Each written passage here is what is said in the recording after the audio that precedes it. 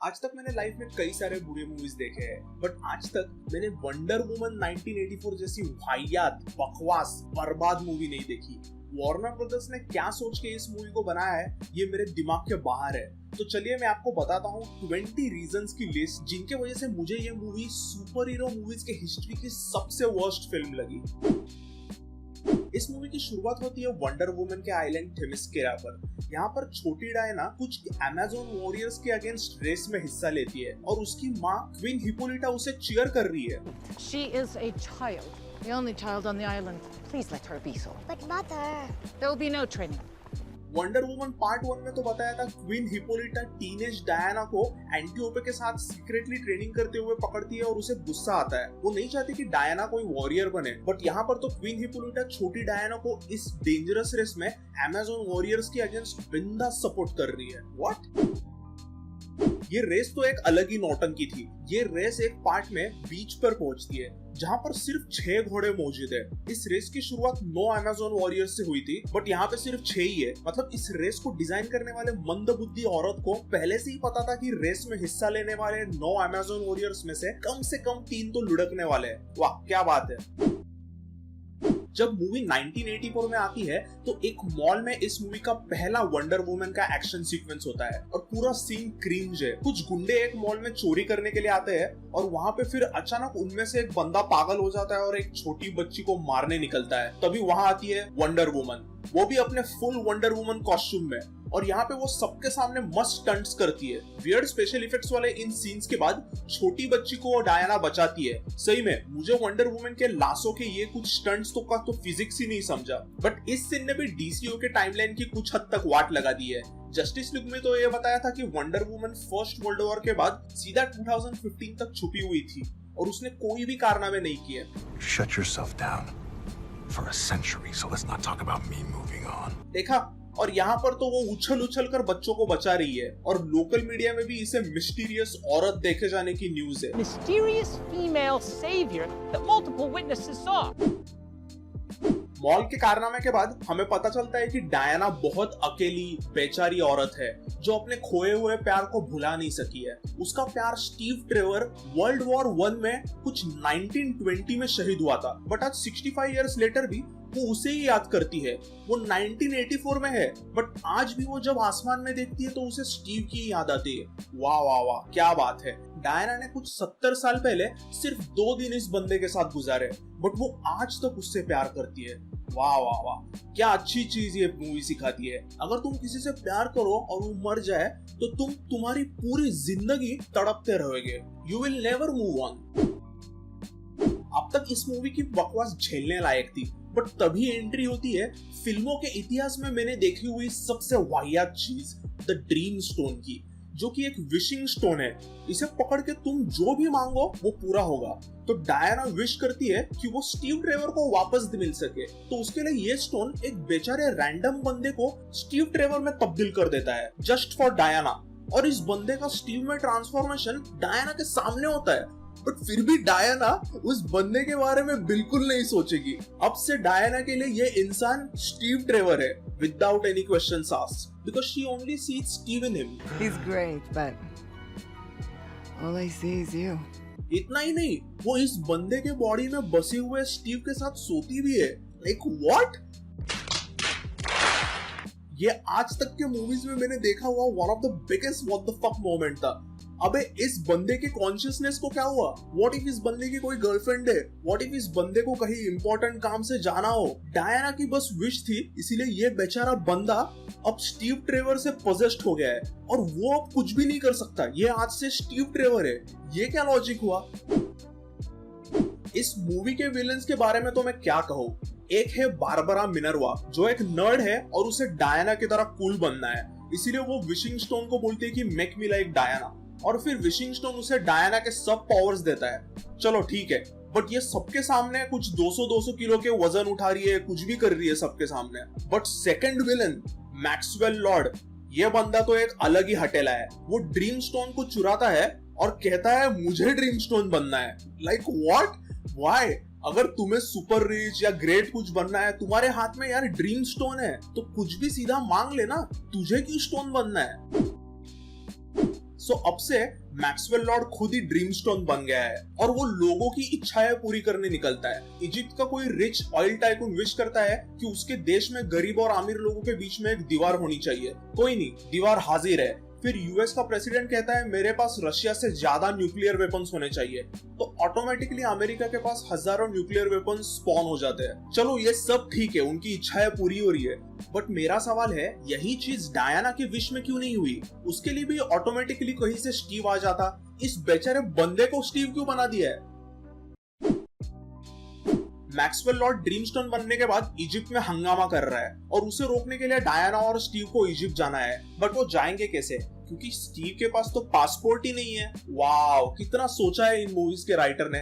But कोई नहीं, Diana Washington के स्मिथसोनियन म्यूजियम में काम करती रहती है, तो वो प्लान करती है कि म्यूजियम में रखे प्लेन को वो चुराएंगे और इजिप्ट जाएंगे। सिंपल, क्योंकि म्यूजियम में रखे हुए प्लेन्स भी उड़ सकते हैं, और ना सिर्फ वो उड़ेंगे, इन प्लेन्स में तो सीधा यूएस वॉशिंगटन यूएस में से कायरो इजिप्ट जाने तक का फ्यूल भी रहता है। और हाँ, अगर तुम कभी भी पायलट बनते हो जिंदगी में, तो तुम अगले 100 सालों में कोई भी प्लेन बना तो उसको उड़ा सकते हो। स्टीव को ही देखो, ये पायलट था 70 साल पहले वर्ल्ड वॉर 1 में, बट उसे 1984 के जेट फ्लाइट्स भी उड़ाने आते हैं।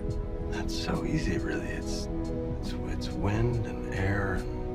जी हाँ, पायलट बनना बहुत इजी है। It's just wind and air, that's it. अभी प्लेन तो उड़ा, बट इस प्लेन को कोई भी देख सकता है, तो क्या करे? नो प्रॉब्लम, वंडर वुमन के पास अब ऐसी पावर है जो प्लेन को गायब कर सकती है।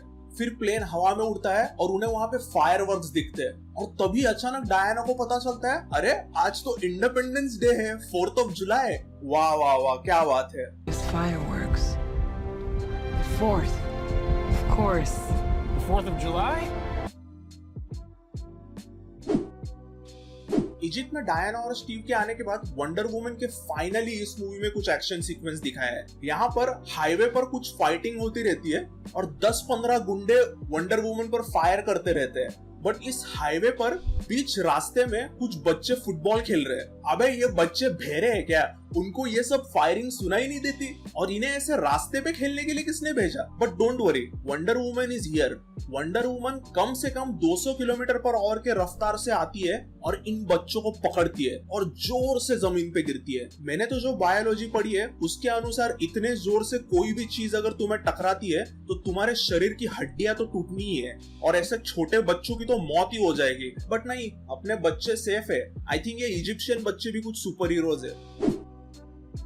इसके पहले मूवी में बताया गया था कि अगर किसी को अपनी विश पूरी करनी है तो उसे विशिंग स्टोन को टच करना होगा, इसीलिए मैक्सवेल बार बार दूसरों का हाथ थामता है और उनकी विशेस पूरी करता है। But for some reason Maxwell को दुनिया के सभी की विशेस अभी पूरी करनी है, उसे गॉड बनना है। तो सभी की अगर विशेस पूरी करनी है तो सभी का तो हाथ पकड़ते हुए ये जा नहीं सकता ना, तो अब क्या करे? सो मैक्सवेल जब यूएस प्रेसिडेंट को मिलने आता है तब उसे वहां पे एग्जैक्टली जो चाहिए वो मिलता है, ऐसी सैटेलाइट टेक्नोलॉजी जो सबको छू सकती है।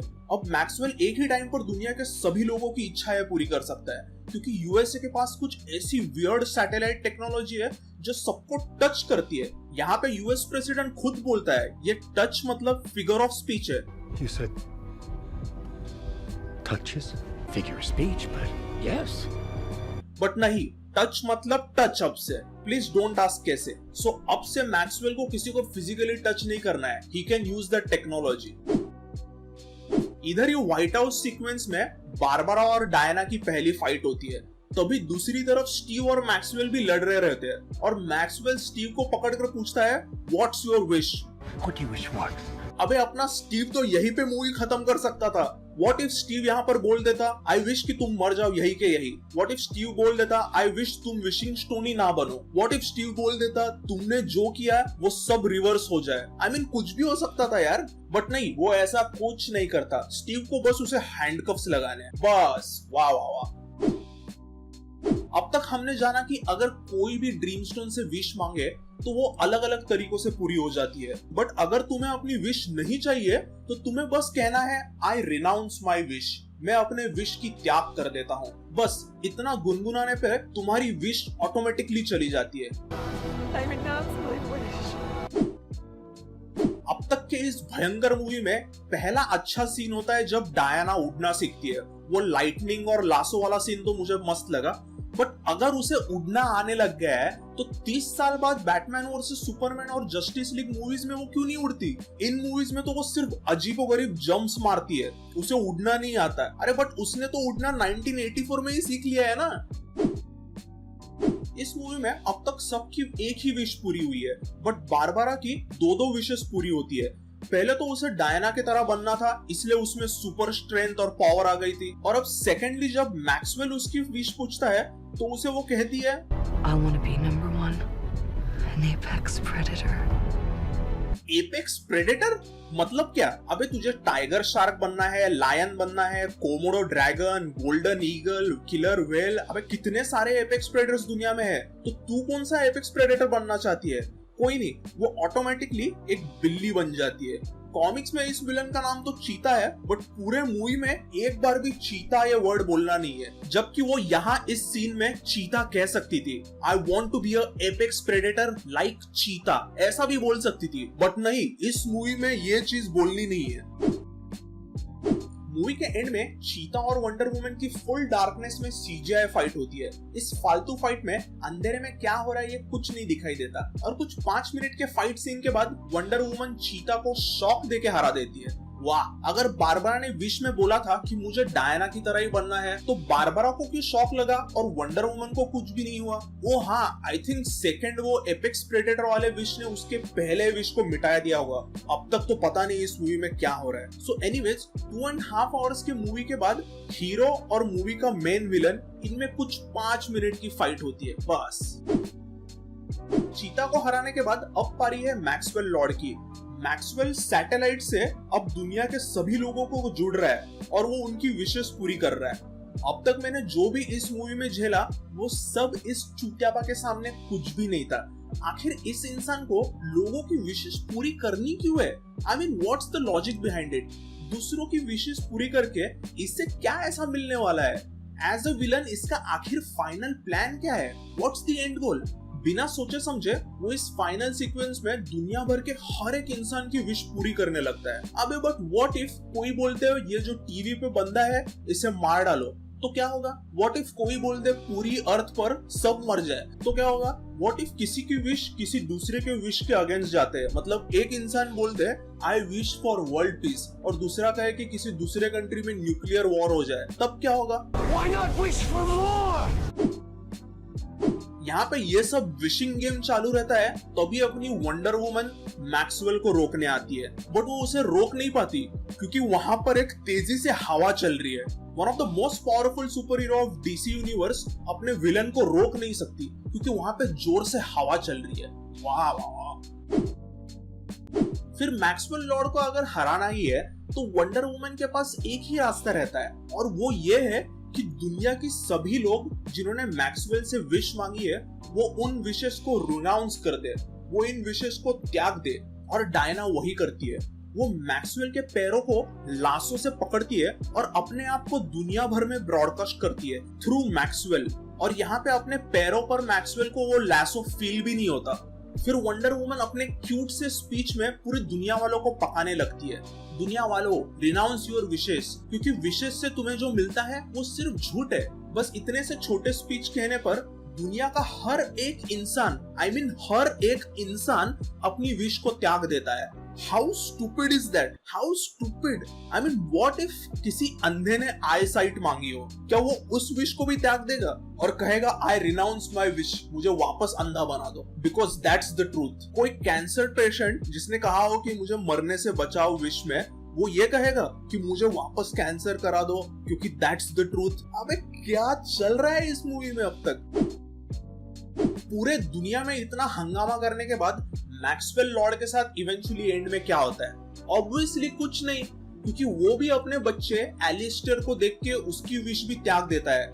अब इस बच्चे के बारे में तो मैं क्या ही कहूँ। मूवी के बीच में जब मैक्सवेल प्रेसिडेंट को मिलने जाता है तब उसके पहले वो अपने बच्चे को ऑफिस में बैठने के लिए कहता है और ये बच्चा पूरा दिन मैक्सवेल के ऑफिस में ही बैठा था। लाइक व्हाट, ये बच्चा पूरा दिन ऑफिस में बैठ के कर क्या रहा है? फिर फाइनली शाम को वो अपने पापा को टीवी पर देखता है और ऑफिस से बाहर निकलने का फैसला करता है।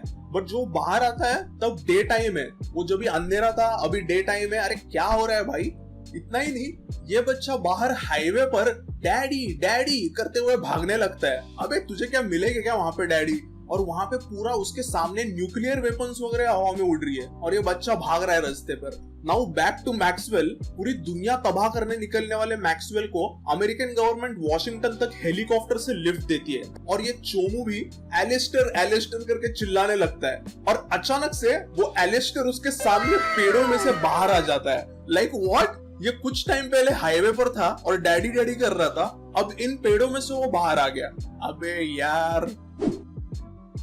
मैक्सवेल लॉर्ड को हराने के लिए वंडर वुमन ने अपने आप को पूरी दुनिया में ब्रॉडकास्ट किया था और बोला था कि रिनाउंस योर विश। मतलब अभी पूरी दुनिया को पता चल गया है कि कोई एक मिस्टीरियस पावरफुल औरत है जो कि एक पूरी दुनिया को बचा रही है और इस चीज ने तो पूरे डीसीयू के टाइमलाइन को बर्बाद कर दिया है। अबे बैटमैन और सुपरमैन और जस्टिस लीग में तो बताया था कि वंडर वुमन 2015 तक कुछ नहीं किया, बट यहाँ पर तो वो 1984 में सबको बचाई थी। आई गेस 1984 के सभी लोग इस मिस्टीरियस पावरफुल औरत को भूल गए होंगे।